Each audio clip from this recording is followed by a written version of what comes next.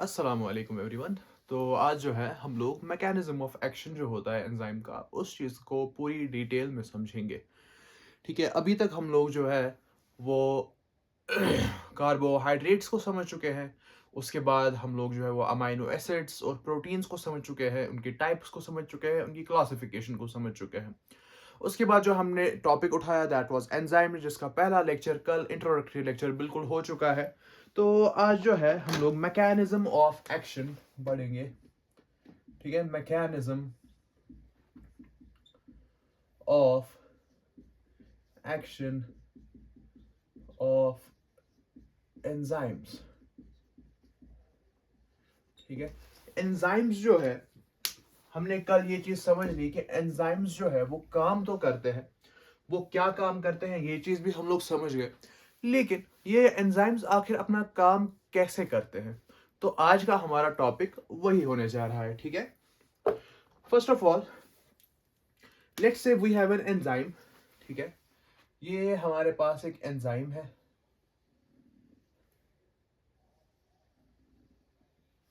This particular thing is an enzyme. ठीक है, हम लोगों ने कल कहा था कि जब एंजाइम अपना टर्शियरी स्ट्रक्चर लेगा तो there will be formation of pockets and crevices, and one of these pockets and crevices would be called as active site. ठीक है, और यहां पे मैंने सिर्फ और सिर्फ इसकी एक्टिव साइट ही दिखाई है। ठीक है, so this is it's active site.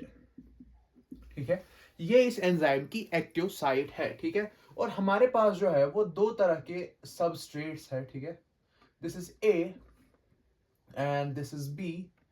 Let's suppose these are the substrates. ठीक है, ये हमारे सबस्ट्रेट्स है, सबस्ट्रेट। और ये सबस्ट्रेट जो है वो एक्टिव साइट के अंदर चले जाएंगे। ठीक है, और एक्टिव साइट के अंदर हमारा जो एंजाइम है it will bind to these substrates. ठीक है, for example this was our A and this was B। ठीक है, तो एंजाइम क्या करेगा, ये इसको पूरी तरीके से घेर लेगा। ठीक है, ऐसे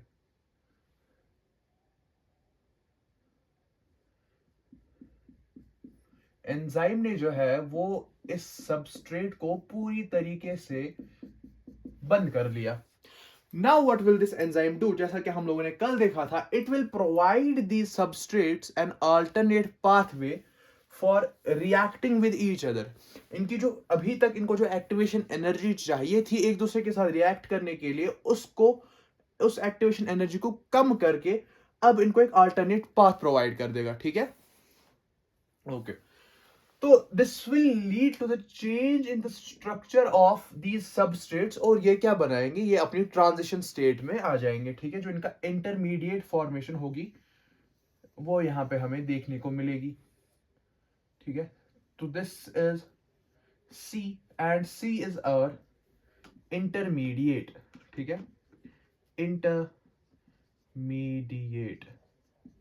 और हम लोग ये कह सकते हैं कि ये हमारी ट्रांजिशन स्टेट है। This will be highly and unstable, और यहां से आगे जो है वो एंजाइम सबस्ट्रेट का प्रोडक्ट की तरफ जाना वुड बी मोर स्पॉन्टेनियस। और यहां पे क्या होगा, ये जो हमारा प्रोडक्ट है सी, ठीक है, ये बाहर आ जाएगा। जब तक ये एंजाइम के साथ है ये एक ट्रांजिशन स्टेट में है। The moment it turns into this, completely turns into this C, हम लोग ये कहते हैं कि ये जो है अब पूरी तरीके से प्रोडक्ट बन गया, एंड उसकी वजह से एंजाइम की कन्फर्मेशनल चेंज होगी और सी जो है वो रिलीज हो जाएगा। हमारा जो प्रोडक्ट है वो पूरी तरीके से बन के बाहर आ गया। ठीक है, इसको यहां पे सी स्टार लिख लो। So C star is basically the intermediate और ट्रांजिशन स्टेट, और जैसे ही this was completely changed into the product, it got release from the enzyme, और हमारा एंजाइम जो है वो रिसाइकल होके वो दोबारा काम के लिए चला जाएगा।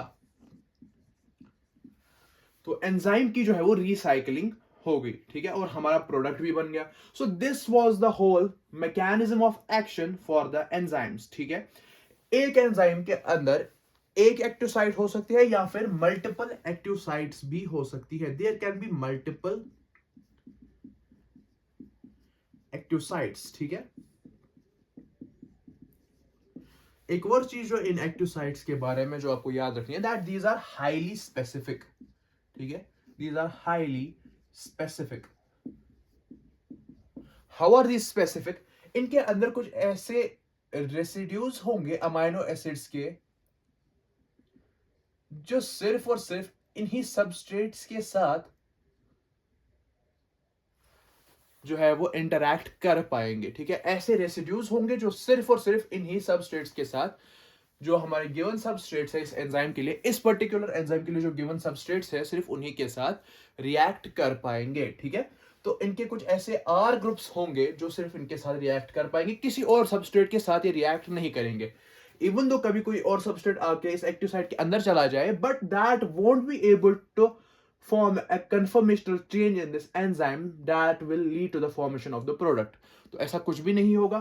ये सिर्फ तब होगा जब पर्टिकुलर सबस्ट्रेट आएगा और वो इसके पर्टिकुलर रेसिड्यूज के साथ जो है वो इंटरैक्ट करेगा, उसकी वजह से ये पूरा प्रोसेस होगा, ठीक है। एंजाइम जो है वो एक्टिवेट हो जाएगा एंड एंजाइम जो है वो इसकी एक्टिवेशन एनर्जी जो थी सबस्ट्रेट की to for the formation of product, उसको कम करके इसको एक अल्टरनेट पाथवे प्रोवाइड करेगा और हमारे पास जो है हमारा प्रोडक्ट बन के आएगा एट अ फास्टर रेट, ठीक है। हमने क्या देखा, ये ए और बी मिलके है तो सी हमेशा इनको बनाना ही है, there is no doubt about that. लेकिन एंजाइम ने क्या किया, इसने इस पूरे प्रोसेस को थोड़ा सा फास्ट कर दिया, ठीक है। तो इसने क्या किया, इस पूरे प्रोसेस को थोड़ा फास्ट कर दिया।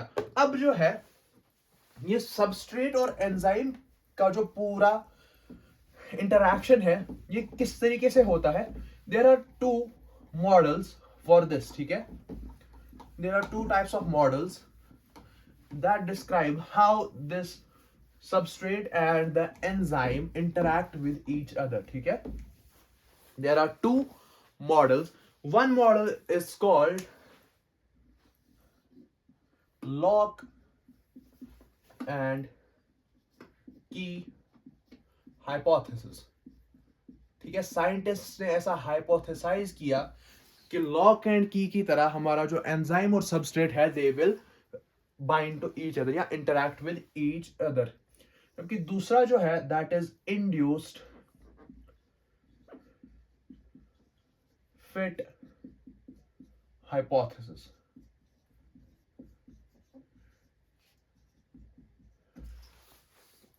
ठीक है। लॉक एंड की में हम लोग क्या कह सकते हैं कि हमारे पास फॉर एग्जांपल एक की है, ठीक है। इस की के अंदर पर्टिकुलर ग्रूव्स होते हैं, ठीक है।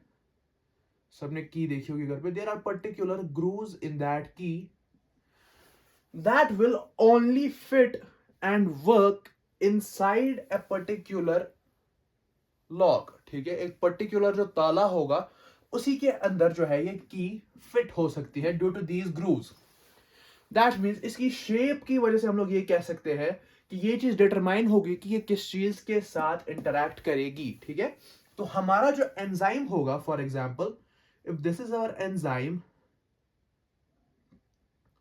और इस एंजाइम की एक्टिव साइट कुछ इस तरह की है, ठीक है। इसके अंदर जो है वो पर्टिकुलर ग्रूव्स बन रखे हैं, यहां पे सबस्ट्रेट आके बाइंड होगा, यहां पे सबस्ट्रेट आके बाइंड होगा एंड दिस एंजाइम, इसके जो सबस्ट्रेट्स होंगे वो भी इन्हीं ग्रूव्स की ही शक्ल के होंगे, ठीक है। और सिर्फ वही इसके अंदर फिट हो सकेंगे। दिस विल फिट हेयर और ये जो है वो यहां पे फिट हो जाएगा। जब ये फिट होंगे तो this enzyme will make them react with each other और हमारे पास जो है वो हमारा प्रोडक्ट बन के आ जाएगा। So this whole thing is the lock and key hypothesis. That means the active site and the substrate, उनकी जो शेप है that is complementary to each other, ठीक है। The shape of active site and substrate is complementary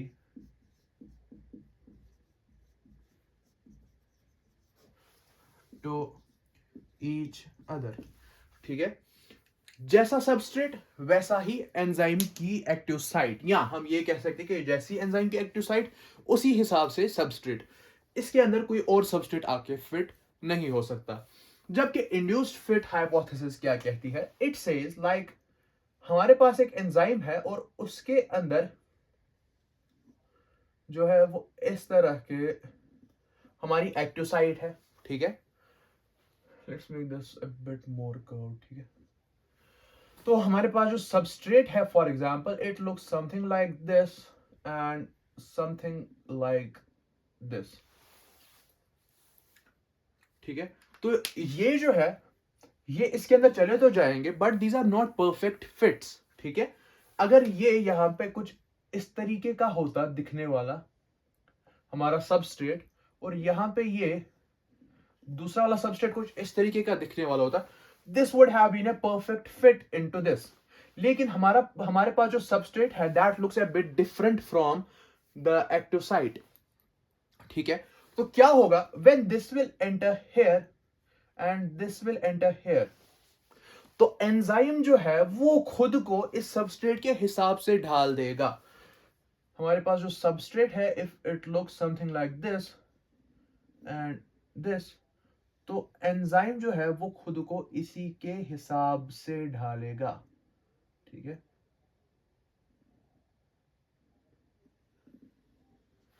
enzyme ने खुद को substrate के हिसाब से ढाल दिया। This thing is called induced fit hypothesis.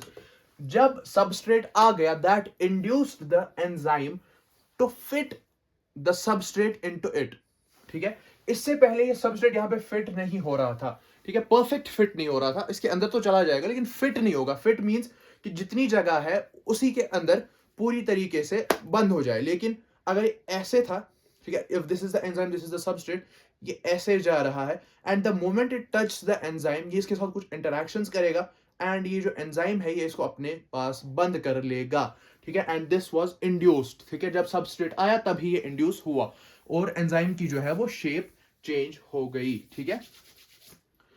ये जो लॉक एंड की हाइपोथेसिस थी, this was given by ML Fischer, ठीक है, एमएल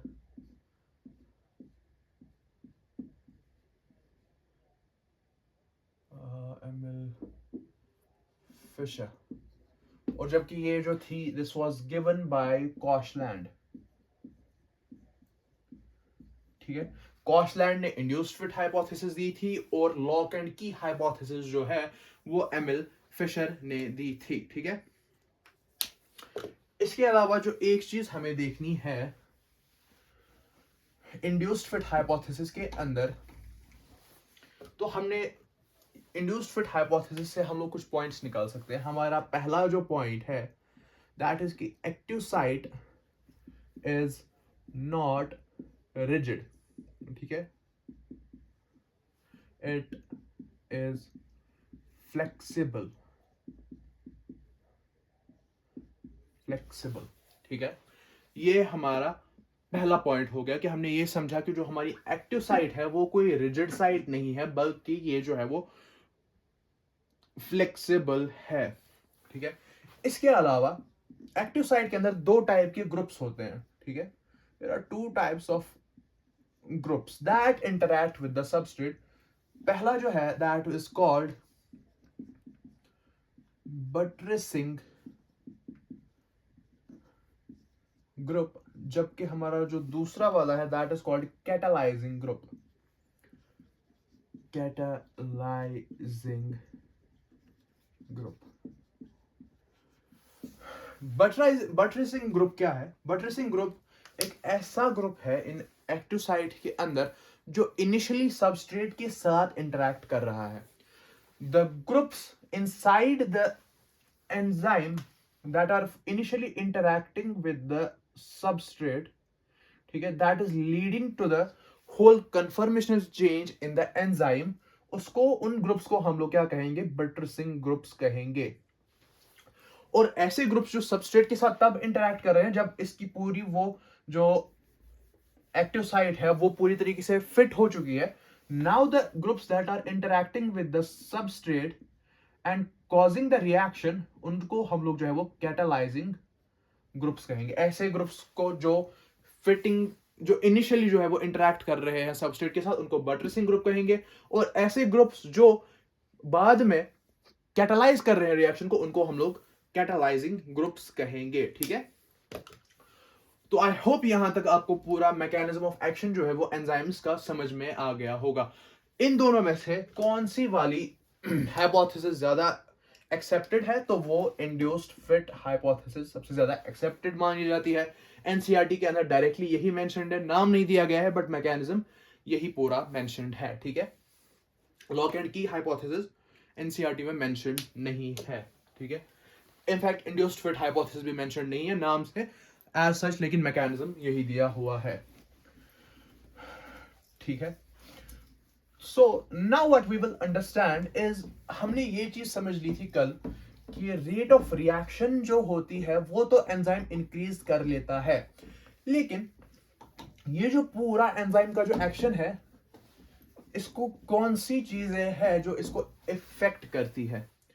ठीक है, ये जो पूरा एंजाइम एक्शन है, इसको कौन कौन सी ऐसी चीजें हैं जो इसको इफेक्ट करेंगी। ठीक है, so we will now study factors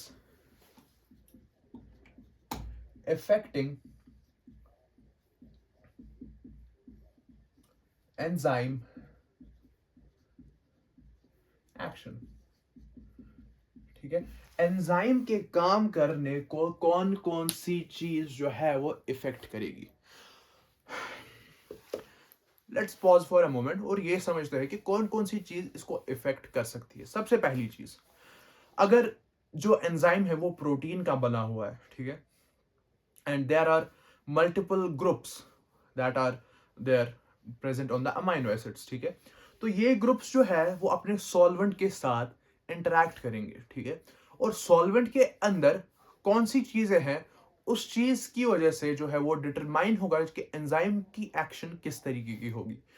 for example, अगर हम ये कहें कि एक जो हमारा सॉल्वेंट है उसका पीएच क्या है, ठीक है, पीएच के हिसाब से ये चीज डिटरमाइन होगी, जो हमने देख लिया था जब हमने ज्वेटर आयोनिक फॉर्म पढ़ी थी प्रोटीन्स के अंदर, तो हमने ये देखा था कि पीएच का क्या इफेक्ट होता है अमाइनो एसिड्स के ऊपर। ठीक है, तो हमारा जो एंजाइम है it's ultimately made up of those amino acids. ठीक है, तो जैसे ही पीएच में चेंज होगी उसकी वजह से अमाइनो एसिड्स के जो आर ग्रुप्स है या फिर जो सिंपली जो ग्रुप्स है, ठीक है, उनके ऊपर इफेक्ट आएगा।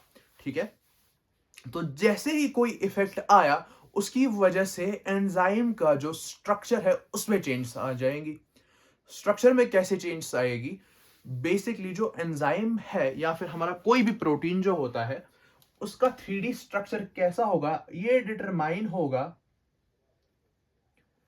कि उसका जो प्राइमरी स्ट्रक्चर है वो कैसा है। और ये प्राइमरी स्ट्रक्चर जो है जब अपने सॉल्वेंट के साथ या अपने सराउंडिंग्स के साथ इंटरैक्ट कर रहा है, that will lead to the changes in the 3D structure.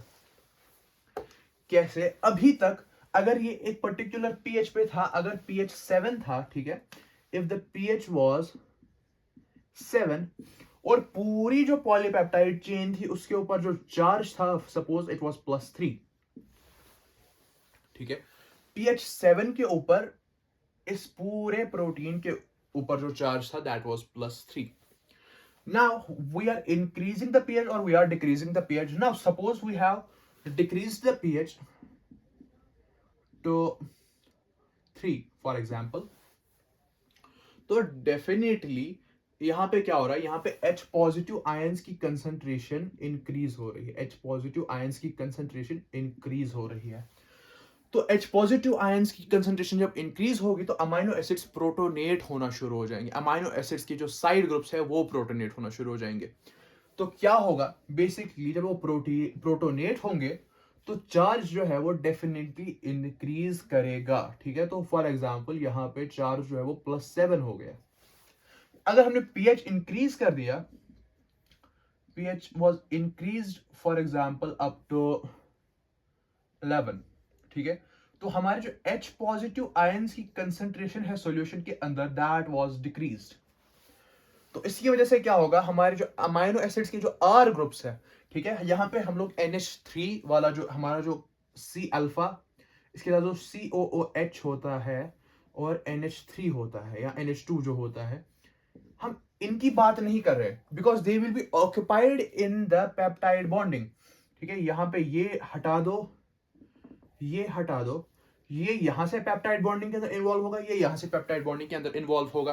तो आर ग्रुप्स की वजह से यहां पे डिटरमाइन होगा कि प्रोटीन का चार्ज क्या होगा। ठीक है, इन ग्रुप्स की वजह से डिटरमाइन नहीं होगा।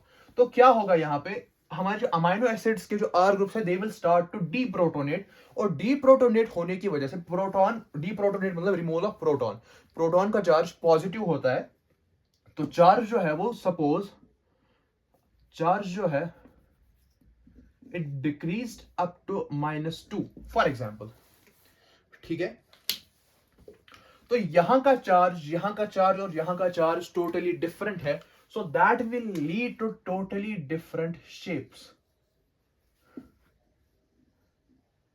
एंजाइम की शेप चेंज हो गई, और शेप चेंज होने की वजह से जो यहां पे जो पॉकेट्स एंड क्रेविसेस बने थे, या फिर यहां पे जो एक्टिव साइट थी, वो अब यहां पे नहीं होगी, यहां पे नहीं होगी। ठीक है, तो पीएच का जो है वो बेसिकली एक इफेक्ट होगा। ठीक है, और एंजाइम जो है वो सबसे ज्यादा बेहतरीन परफॉर्मेंस दिखाएगा अपने एक पर्टिकुलर ऑप्टिमम पीएच के ऊपर। उस पीएच से अगर बहुत ज्यादा ऊपर चलेगा एक पर्टिकुलर टाइम तक, अगर आप पीएच इंक्रीज कर रहे हो, एंजाइम जो है वो बर्दाश्त तो कर लेगा। जब बहुत ज्यादा इंक्रीज कर लिया तो एंजाइम जो है वो चीज बर्दाश्त नहीं कर पाएगा। सिमिलरली पीएच, ऑप्टिमम पीएच से कम कर लिया, कुछ देर के लिए तो वो बर्दाश्त कर लेगा, लेकिन अगर बहुत ज्यादा कम कर लिया तो ये बर्दाश्त नहीं कर पाएगा, और एंजाइम की जो एक्टिविटी है वो घट जाएगी। ठीक है, सो इस चीज को हम लोग एक ग्राफ से समझेंगे। यहां पे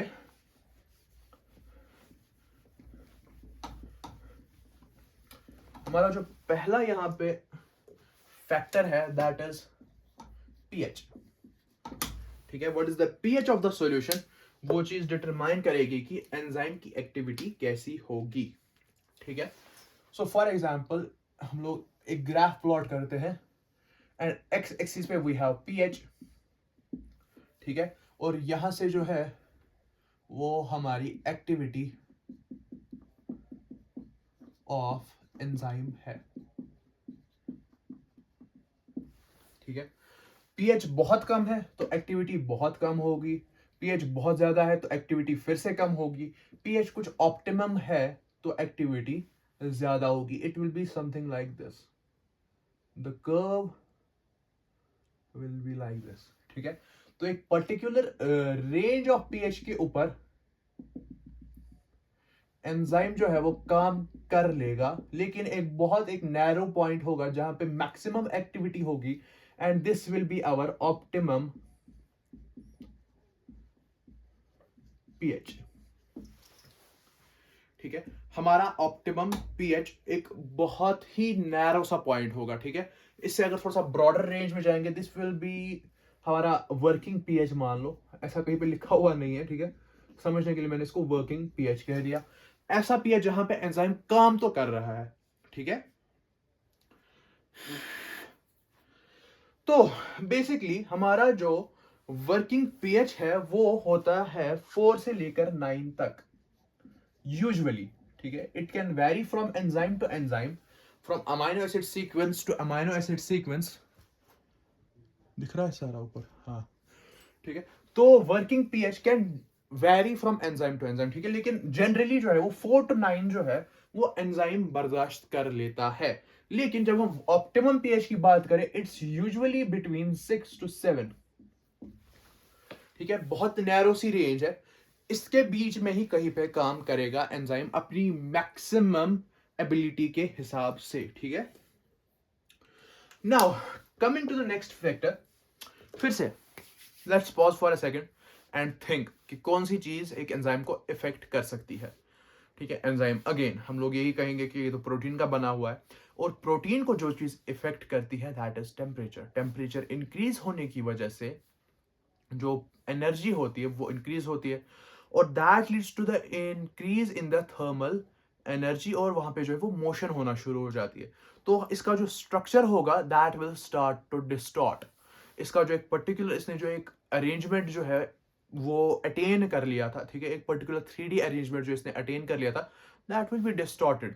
क्यों? क्योंकि वहां पे जो है वो मॉलिक्यूलर मूवमेंट अब काफी इंक्रीज हो गई। क्यों? क्योंकि टेम्परेचर बढ़ गया।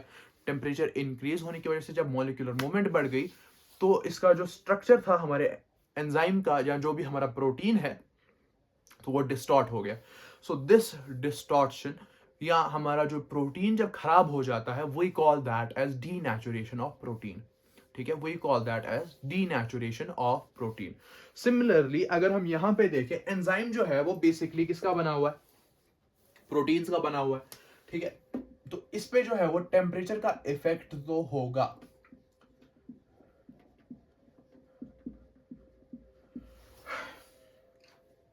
लेकिन ये जो टेम्परेचर इंक्रीज करने की वजह से एंजाइम डीनेचर हो जाता है, ये एक्सट्रीमली हाई पीएच पे ही होगा, एक्सट्रीमली हाई टेम्परेचर पे, सॉरी।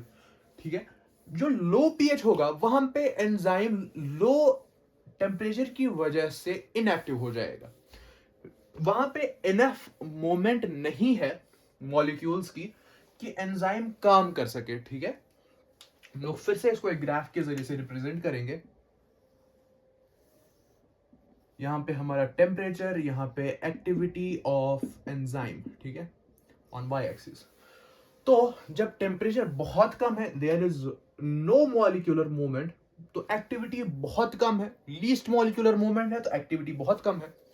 जब बहुत ज्यादा टेम्परेचर बढ़ा दिया, प्रोटीन वर डीनेचर्ड, तो दोनों जगह जो हमारी एक्टिविटी है एंजाइम की वो बहुत कम है।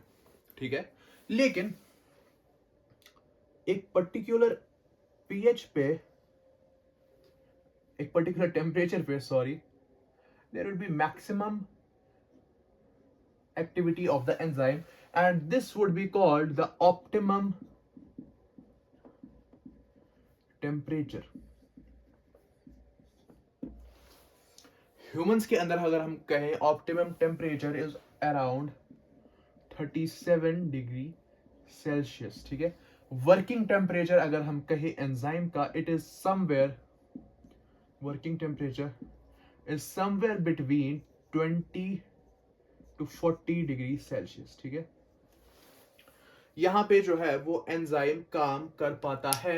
इससे बहुत ऊपर चले गए तो एंजाइम डीनेचर हो जाएगा, इससे बहुत कम हो गए तो एंजाइम जो है वो एक्टिविटी शो नहीं कर पाएगा क्योंकि मॉलिक्यूलर मूवमेंट घट गई। ठीक है, और ऑप्टिमम जो है, अगर हम ह्यूमंस की बात करें, ठीक है, ह्यूमंस के अंदर जो एंजाइम्स है they work at an optimum temperature of 37 degree Celsius. लेकिन ये जो ग्राफ है ये एक ऑर्गेनिज्म के लिए हो सकता है।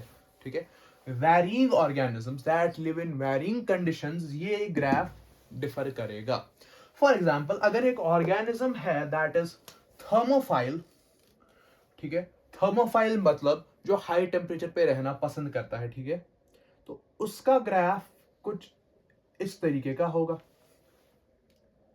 इसका ऑप्टिमम टेम्परेचर जो है वो आगे बढ़ गया, इसका वर्किंग टेम्परेचर भी आगे बढ़ जाएगा। ठीक है, सिमिलरली अगर ऐसे ऑर्गेनिजम्स हैं that live on extremely low temperature तो उनका ग्राफ भी कुछ इस तरीके का होगा। इनका ऑप्टिमम टेम्परेचर भी कम हो गया, इनका वर्किंग टेम्परेचर भी कम हो गया।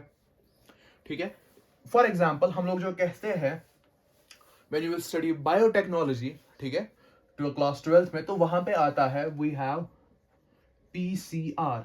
ठीक है, पीसीआर क्या होता है? That's polymerase chain reaction. जब हम लोग क्या करते हैं लैब्स के अंदर डीएनए रेप्लिकेशन करवाते हैं, बेसिकली हम लोगों को यहाँ पे क्या करना होता है, हमारे पास एक स्मॉल डीएनए का ये होता है, सैंपल होता है, हमें इससे बहुत सारा डीएनए बनाना होता है। ठीक है, लेकिन हमें डीएनए को डीनेचर करना होता है, उसको रीनेचर करना होता है। क्यों? क्योंकि अगर हमारे पास एक डबल स्ट्रैंडेड डीएनए है, we first have to make it a single stranded DNA so that they can both act as templates, और इनके ऊपर जो है वो डीएनए पॉलीमरेज काम करे। DNA polymerase is an enzyme जो क्या करता है, जो बेसिकली डीएनए को रेप्लिकेट करता है। ठीक है, फिर से इसको जो है वो टेम्परेचर इंक्रीज करेंगे तो यहाँ पे हमारे पास 4 टेम्पलेट आ जाएंगे। ठीक है, सिंगल स्टैंडर्ड, टेम्परेचर इंक्रीज करने की वजह से double standard DNA single standard में टूट जाता है। ठीक है, फिर हमने फिर से क्या किया, डीएनए पॉलीमरेज डाला तो यहाँ पे फिर से डबल स्ट्रैंडेड डीएनए बनेगा, and this keeps on going. इनको हम लोग क्या कहते हैं, थर्मल साइकिल्स। ठीक है, टेम्परेचर इंक्रीज करेंगे फिर डिक्रीज करेंगे, टेम्परेचर इंक्रीज करेंगे फिर डिक्रीज करेंगे। लेकिन यहां पे हमें जो यूज करना पड़ रहा है दैट इज डीएनए पॉलीमरेज, एक एंजाइम। डीएनए पॉलीमरेज एक एंजाइम है जिसके एंड पे भी एस लगा हुआ हो, समझ जाओगे वो एंजाइम है। ठीक है, तो डीएनए पॉलीमरेज यहाँ पे एक एंजाइम है। जब हम डीएनए को डीनेचर करते हैं एट 90 डिग्री सेल्सियस, तो कहां हमारा वर्किंग टेम्परेचर जो है वो 20 to 40 डिग्री सेल्सियस है और कहां 90 डिग्री सेल्सियस। तो हम लोग क्या डीएनए पॉलीमरेज वहां पे, ह्यूमंस का डीएनए पॉलीमरेज वहां पे यूज कर सकते हैं? नहीं कर सकते, बिल्कुल भी नहीं कर सकते। ठीक है, तो हम लोग क्या करते हैं यहाँ पे, बेसिकली एक आर्की बैक्टीरिया जिसका नाम है थर्मस एक्वाटिकस,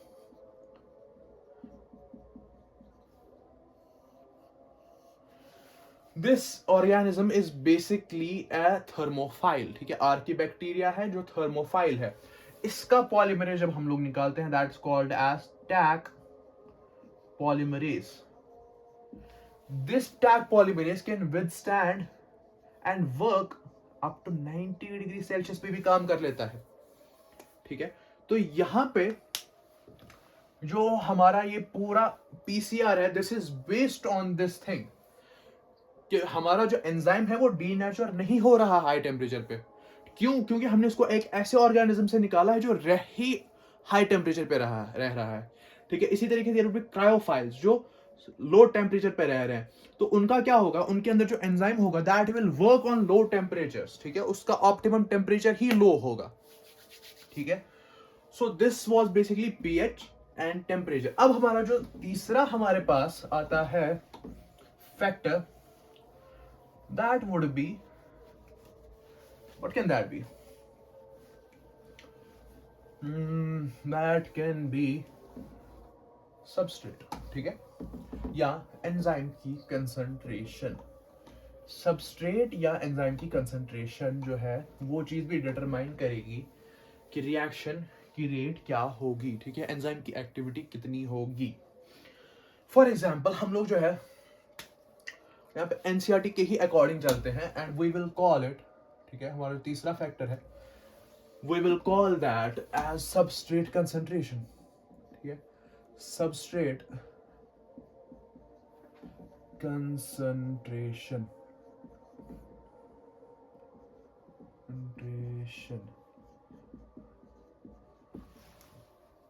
ठीक है, इसी में हमारा एंजाइम कंसंट्रेशन भी हम लोग समझ जाएंगे। फॉर एग्जाम्पल मेरे ये दो हाथ है, दीज आर टू एंजाइम्स। ठीक है, this is enzyme 1, this is enzyme 2। Same enzyme है, सेम काम करते हैं। ठीक है, अब इनको एक रिएक्शन करवानी है। रिएक्शन बेसिकली ये है कि हमारे पास ये सबस्ट्रेट है। ठीक है, ये सबस्ट्रेट है, इसको क्या करना है एक हाथ से। ठीक है, ये हाथ अभी बेकार पड़ा हुआ है, इसको बंद करना है कैप को, and this is our product. ठीक है, इतना समझ गए। एंजाइम्स है, सबस्ट्रेट है, और इस कैप को बंद जैसे ही हम लोग करेंगे हमारा प्रोडक्ट फॉर्मेशन हो गया, and we will leave this aside. Alright, so if we have two enzymes but we have only one substrate, तो रेट ऑफ रिएक्शन अगर हम देखें, फॉर एग्जाम्पल मैं 1 सेकेंड में एक पेन बंद कर पा रहा हूं, ठीक है, रेट ऑफ रिएक्शन जो है वो 1 होगी, है ना। तो दूसरा एंजाइम जो है वो बेकार पड़ा हुआ है, एक एंजाइम जो है वो काम कर रहा है, क्योंकि सबस्ट्रेट ही कम है, तो आधे एंजाइम्स जो है वो बेकार पड़े हुए। ठीक है, अभी हम लोग सिर्फ 2 एंजाइम्स को समझते हैं, एक एंजाइम बेकार पड़ा हुआ है, एक एंजाइम काम कर रहा है। क्यों? क्योंकि सबस्ट्रेट ही कम है। अब अगर फॉर एग्जाम्पल मैंने सबस्ट्रेट की कंसंट्रेशन बढ़ा दी, keeping the enzyme concentration constant. ठीक है, एंजाइम की कंसंट्रेशन नहीं बढ़ा रहा मैं एंजाइम की कंसंट्रेशन कांस्टेंट रख रहा हूं, और मैंने सबस्ट्रेट की कंसंट्रेशन बढ़ा दी। सो नाउ मैं 2 प्रोडक्ट बना रहा हूं 1 सेकेंड के अंदर। हमारे पास सबस्ट्रेट आ गए, 2 enzymes, they are making 2 products. तो रेट ऑफ रिएक्शन जो है वो इंक्रीज होगी with the increase of substrate.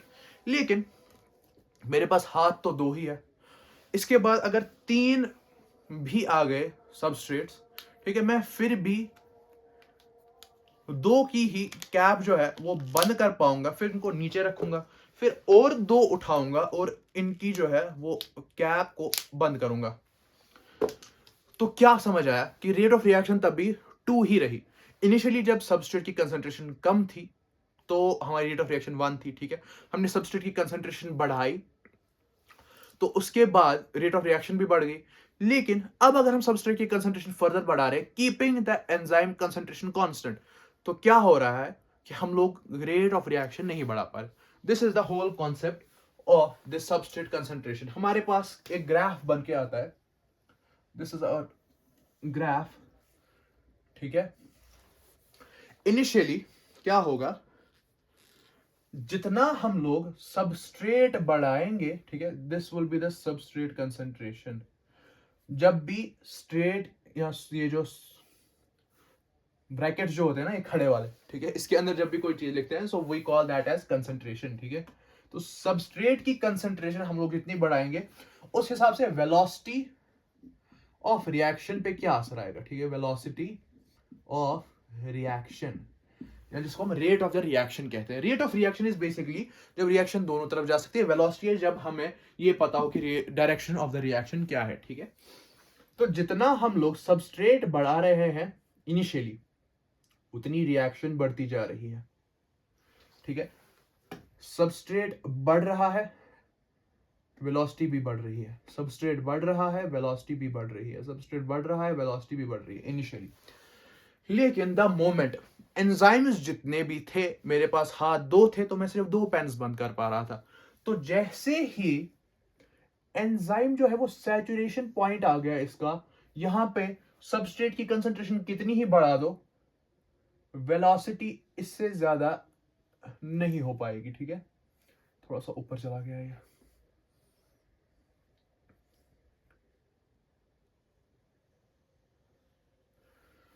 तो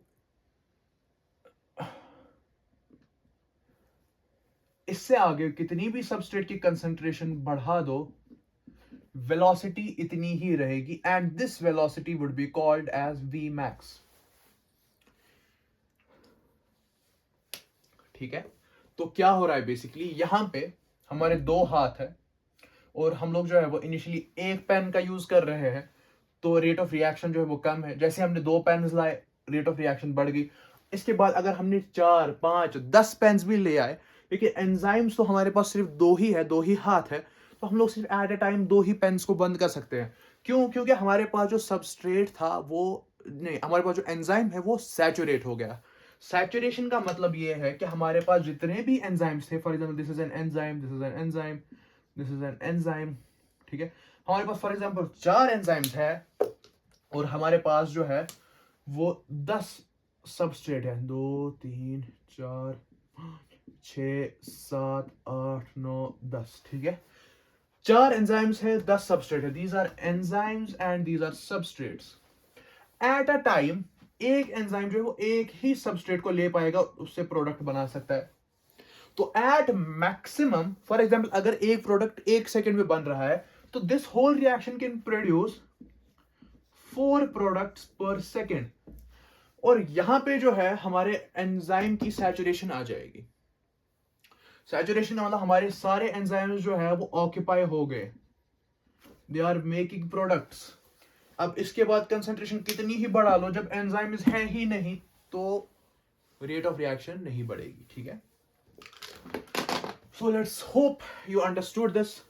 इसमें जो एक और होता है that is we can say that अगर यहाँ पे वी मैक्स का जो हाफ है, ठीक है, half of V max, half of V max के ऊपर जो कंसंट्रेशन होगी सबस्ट्रेट की, this concentration would be called as Km, ठीक है। This is the Michaelis Menten constant, ठीक है। So Km is that concentration of substrate where the velocity of the reaction is half of the maximum velocity. Half of V max पे जितनी substrate की concentration है उस concentration को हम लोग Km कहेंगे, ठीक है। तो इसके अलावा कौन सी चीज है जो एक एंजाइम के रिएक्शन का जो पूरा ये रेट ऑफ रिएक्शन बढ़ाने का जो पूरा मैकेनिज्म है इसको इफेक्ट कर सकती है? चौथी चीज जो होगी that we can say as feedback inhibition.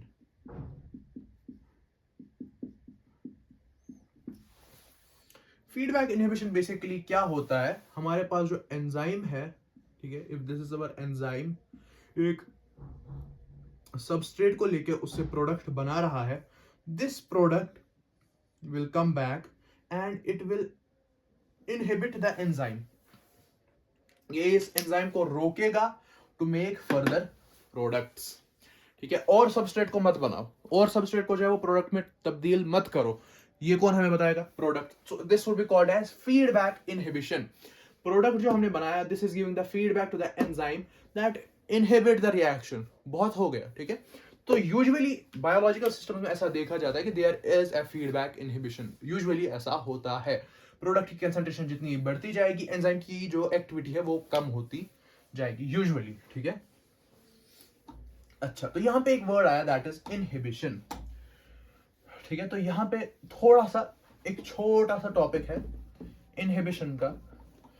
We will go into the depths of it tomorrow इंशाल्लाह।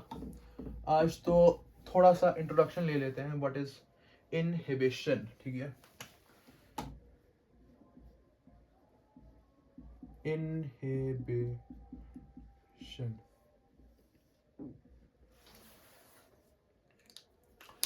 अगर कोई केमिकल, कोई मॉलिक्यूल, कोई सब्सटेंस जो है वो एंजाइम को रोक रहा है सबस्ट्रेट को कन्वर्ट करने में to product, we will call that process as inhibition। और वो जो मॉलिक्यूल है जो रोक रहा है, we will call that as inhibitor, ठीक है।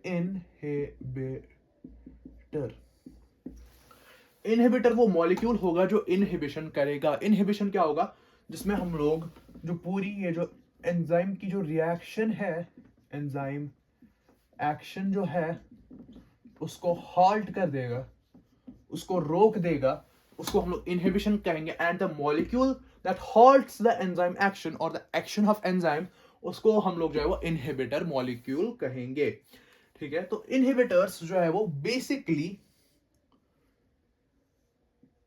दो टाइप्स के होते हैं। One we call as competitive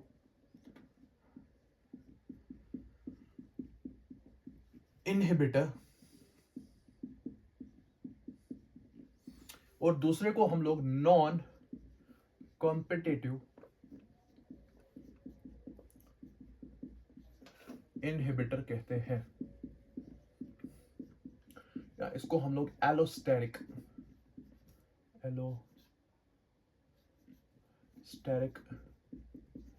inhibitor या इनहिबिशन भी कह सकते हैं, ठीक है। कॉम्पिटिटिव इनहिबिशन, एलोस्टेरिक इनहिबिशन, इनको करने वाला would be competitive inhibitor and non competitive inhibitor, ठीक है। यहाँ पे लेकिन इनहिबिशन लिख लो, ठीक है। Inhibition is of two types, one is competitive inhibition, another is non competitive inhibition. For example, हमने जो देखा दैट वाज कि हमारे पास एक एंजाइम है, it has an active site, और इस एक्टिव साइट पे जो है वो एक सबस्ट्रेट आके बाइंड करेगा।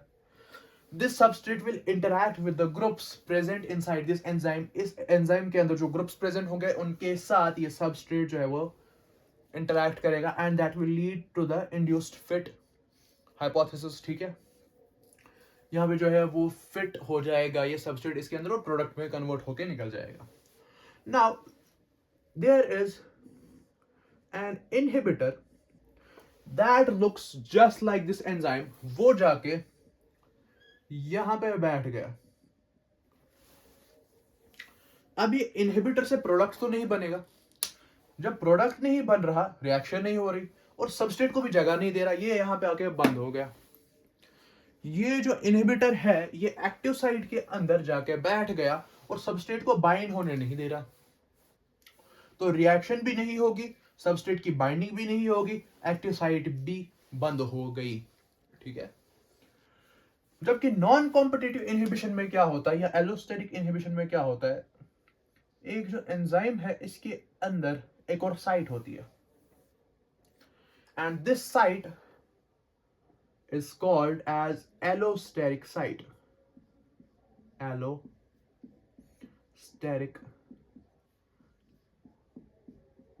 साइट, ठीक है। एलोस्टेरिक साइट जो है वो एक एंजाइम के ऊपर प्रेजेंट होती है एंड यहां पे क्या होगा, यहां पे एक इनहिबिटर आके बैठ जाएगा। इस इनहिबिटर के आने से क्या होगा, जो एंजाइम की जो एक्टिव साइट थी वो चेंज हो जाएगी।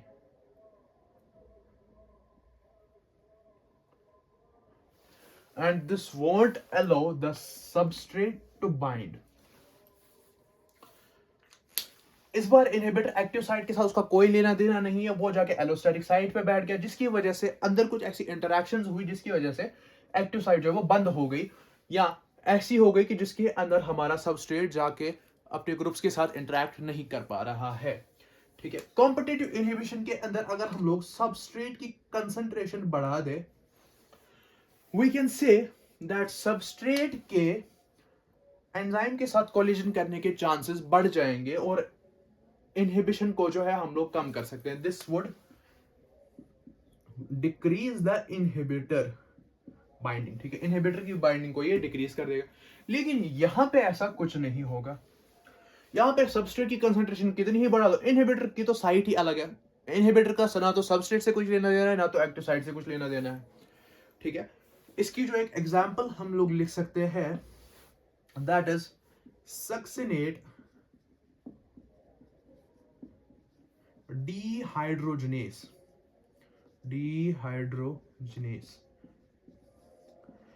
ये सबस्ट्रेट है, नहीं ये एंजाइम है, ठीक है। Succinate dehydrogenase is the enzyme. Succinate जो है वो अपना सबस्ट्रेट है, ठीक है। यूजुअली क्या होगा कि सबस्ट्रेट आएगा, सक्सिनेट डिहाइड्रोजनेस के साथ इंटरैक्ट करेगा और निकल जाएगा, लेकिन there is an inhibitor called malonate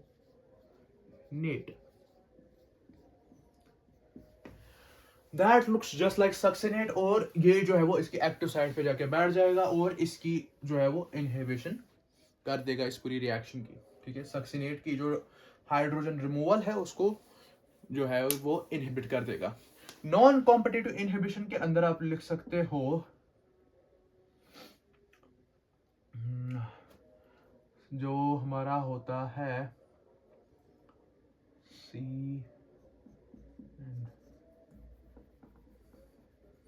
cyanide, ठीक है। साइनाइड जो है वो इनहिबिशन कर देता है इलेक्ट्रॉन ट्रांसपोर्ट चेन के अंदर। This is an example of non competitive inhibition, ठीक है। इसके अंदर जो है I think there is cytochrome deoxygenase enzyme, जिसके ऊपर जाके साइनाइड बैठ जाएगा और पूरे ईटीसी को बंद कर देगा। There will be a shortage of energy in the body and जो ऑर्गेनिज्म है वो उसी टाइम मर जाएगा, ठीक है। ये जो इनहिबिशन का जो पूरा कॉन्सेप्ट है, इसकी एप्लीकेशन होती है बेसिकली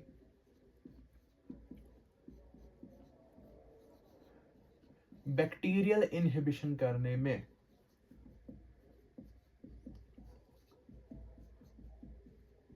ठीक है। What do we mean by bacterial inhibition? Bacteria के अंदर कोई भी मेटाबॉलिक प्रोसेस हो रहा है, वी चूज दैट, ठीक है। हमने ये मेटाबॉलिक प्रोसेस देखा एंड वी सी कि इस मेटाबॉलिक प्रोसेस के अंदर कौन से एंजाइम्स है, इन एंजाइम्स में से कौन सा ऐसा है जिसके ऊपर हम लोग इनहिबिटर का यूज कर सकते हैं and we will stop that bacterial metabolic pathway, जिसकी वजह से ये बैक्टीरिया जो है इसकी डेथ हो जाएगी। This is how antibodies antibiotics work usually, ठीक है। उसके अंदर क्या होता है, कोई भी पाथवे होती है उसके अंदर जाके बैठ जाओ, एंजाइम को जो है वो नाकारा कर दो, मेटाबॉलिक पाथवे रुक गई और तुम्हारा जो बैक्टीरिया है वो मर गया, ठीक है। सो this was all about today's lecture, enzyme का एक्शन, उसकी इनहिबिशन। कल जो है वो थोड़ा सा जो लेक्चर है बचा हुआ है अभी एंजाइम के related, that is basically nomenclature and I guess classification of enzymes, ठीक है। तो वो हो जाएगा, उसके साथ ही हम लोग जो कोफैक्टर्स वगैरह खत्म कर लेंगे। उसके बाद हमारा बचा only lipids and nucleic acids, ठीक है। तो वो जो है वो अगली फिर और 2 लेक्चर्स में हो जाएगा। सो आई थिंक इस हफ्ते जो है by the end of this week we will have the end of biomolecules. तो मिलते हैं इंशाल्लाह नेक्स्ट लेक्चर में। तो तब तक के लिए पढ़ते रहिए, मेहनत करते रहिए। All the very best. अस्सलाम वालेकुम।